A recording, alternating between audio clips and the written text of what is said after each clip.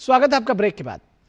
और खबर पश्चिम बंगाल से, जहां अजब गजब की सियासत दरअसल छाई हुई है। बॉर्डर के उस पार बांग्लादेश में चुनाव से पहले नफरती हिंसा भड़काकर यूनुस सरकार कुछ अलग सियासी रास्ता अख्तियार कर रही है। कट्टरपंथी युवा नेता उस्मान हैदी की हत्या के बाद भड़की हिंसा में अल्पसंख्यक हिंदुओं को निशाना बनाया जा रहा है, जबकि हैदी के कातिल को बांग्लादेश पुलिस लोकल मुस्लिम नेता बता रही है और उसकी धरपकड़ की कोशिश कर रही है।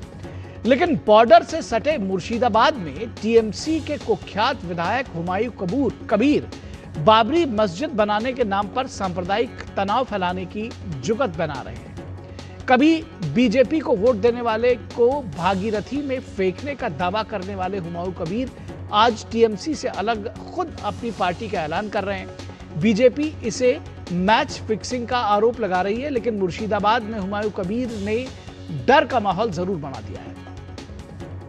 उधर एसआईआर के ड्राफ्ट लिस्ट आने के बाद सीएम ममता बनर्जी काफी नाराज हैं और सीधा निशाना चुनाव आयोग पर बना रही हैं। टीएमसी के बीएलए की मीटिंग में ममता बनर्जी एसआईआर को साजिश करार देती हैं। ममता बनर्जी की चिंता सबसे ज्यादा उन वोटर्स को लेकर है जिनका कोई लिंक 2002 के वोटर लिस्ट से मैच नहीं करता है, और ऐसे 1.5 करोड़ वोटर्स की प्रॉक्सी मैपिंग होनी है जिससे उनके रूट का पता लगाया जा सके। इस बीच चुनाव आयोग ने साफ किया है कि सिर्फ भारत के नागरिक ही वोट देने का अधिकार रखते हैं। ये बात शायद टीएमसी को सबसे ज्यादा परेशान करने वाली है। सवाल यह है कि बंगाल में मां माटी मानुष की बात करने वाली मुख्यमंत्री के राज में मां के गीत गाने वाले मशहूर सिंगर को सेकुलर गीत गाने के लिए विवश किया जाता है। भारत का संविधान सबको एक समान अभिव्यक्ति की आजादी देता है, लेकिन ऐसा क्यों होता है कि जब वोट की सियासत अभिव्यक्ति और संस्कृति को सेकुलर और कम्युनल में उलझा कर रख देती है। और इस पूरे विषय पर बातचीत करने के लिए हमारे साथ हमारे संवाददाता प्रसेनजीत बख्शी कोलकाता से जुड़े हुए हैं। प्रसेनजीत, ये एक अजब किस्म की सियासत है जहां पर एसआईआर का विरोध करते करते कभी कम्युनल सियासत का विरोध करने के लिए किसी सिंगर को उसके मंच पर धमकाया जाता है कि ये गाना मत गाओ। किस तरह से ये जो पूरी वहां सियासत है वो दरअसल दो फाड़ दिखती हुई नजर आ रही है। निखिल, मैं कहां से शुरू करूं, मेरा समझ में नहीं आ रहा है। आप स्थिति को इस तरह से बयां किए हैं, सचमुच एक अजीब गरीब स्थिति है पूरे बंगाल में। लेकिन एक बात मैं पहले कह दूं, मैं सिंगर के बारे में जो स्थिति है उसके बारे में पहले ना बताकर, अभी थोड़ी देर पहले ममता बनर्जी अपने कुछ ब्लॉक लेवल एजेंट के साथ एक मीटिंग कर रही थी। और आपको पता है कि बंगाल की जो चुनाव आयोग है उन्होंने केंद्रीय सरकार की कुछ जो कर्मचारी है उनको माइक्रो लेवल ऑब्जर्वर के हिसाब से इस्तेमाल करने जा रहे हैं कि जो सुनानी होने जा रहा है वहां पे ऑब्जर्वर के हिसाब से वो प्रदेश सरकार की किसी कर्मचारी के ऊपर भरोसा नहीं रखकर केंद्रीय सरकारी कर्मचारी के ऊपर ये जो जिम्मेदारी है ये देने जा रहा है, चाहे वो रेलवे की हो चाहे वो बाकी जो आप जानते हैं कि केंद्रीय सरकारी जो कर्मचारी है। अब ममता बनर्जी एक माफिया की तरह, ये तो मुझे कहना नहीं चाहिए एक चुने हुए नेता की बारे में या चीफ मिनिस्टर के बारे में, लेकिन उन्होंने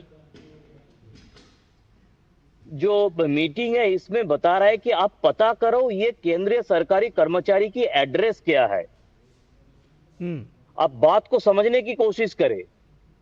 मेंटल प्रेशर या धमकियां किस लेवल पर चले गए कि अपने ये जो तृणमूल कांग्रेस की जो गुंडे या जो भी हो इनको बता रहा है कि ये जो सेंट्रल गवर्नमेंट एम्प्लॉय है इसका एड्रेस पता करो, कहां रहता है ये पता करो, इसके बाद क्या होता है ये आप पता करो निखिल, कि इसके बाद क्या उनका जी बिल्कुल। और जो इतिहास रहा है पश्चिम बंगाल में अब तक और खासतौर पर ममता बनर्जी के समय में, ये अपने आप में अलार्मिंग सिचुएशन है। कि निखिल कहाँ रहते हैं, उनके परिवार में कितने लोग हैं, उनके पत्नी कहाँ है, उनके बच्चा कौन से स्कूल में जाते रहते हैं, ये पता करो सब। और उसके बाद मैं देखता हूं कि ये किस तरह से माइक्रो ऑब्जर्वर बनके हमारी जो पेपर्स है, हमारी जो गलत पेपर्स है उसके ऊपर कैसे ये करते हैं, आपत्ति उठाते हैं, उनका कितना दूर तक हिम्मत है।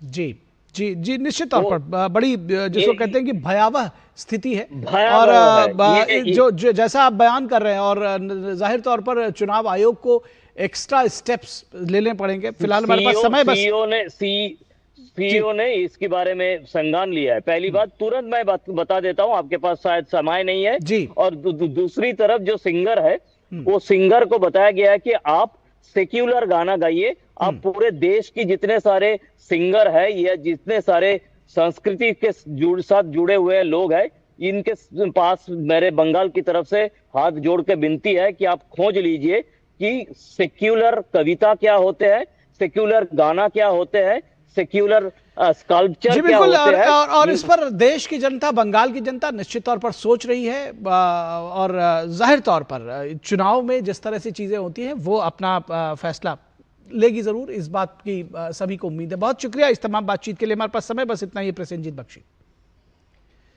तो इस वक्त